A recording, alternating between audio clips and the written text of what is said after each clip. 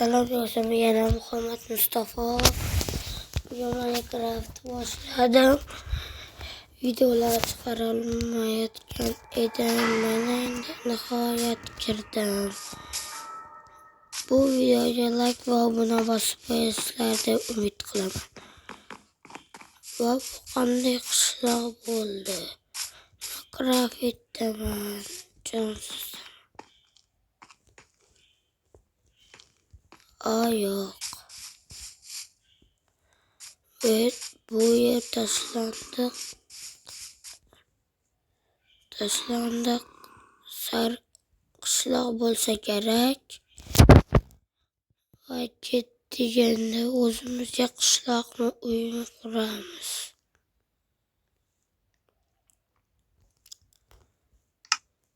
YouTube kanalimga obuna bo'lib qo'yasizlar. Nomim Mustafa Minecraft mani deb qo'yganman.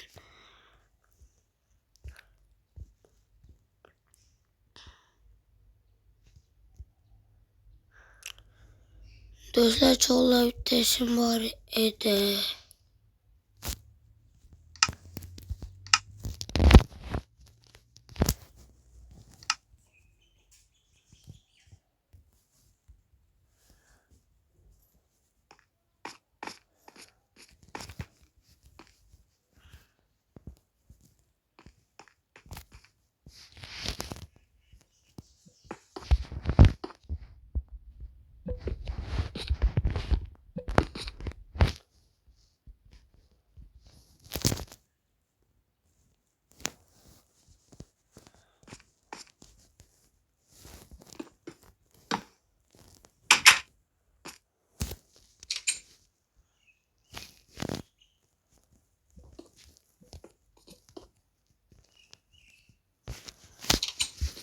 Bu yerde bir sandık qandaydir yok.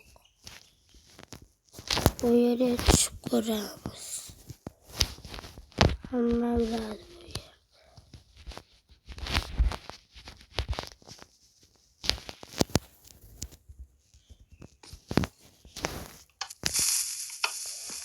Ana portlash.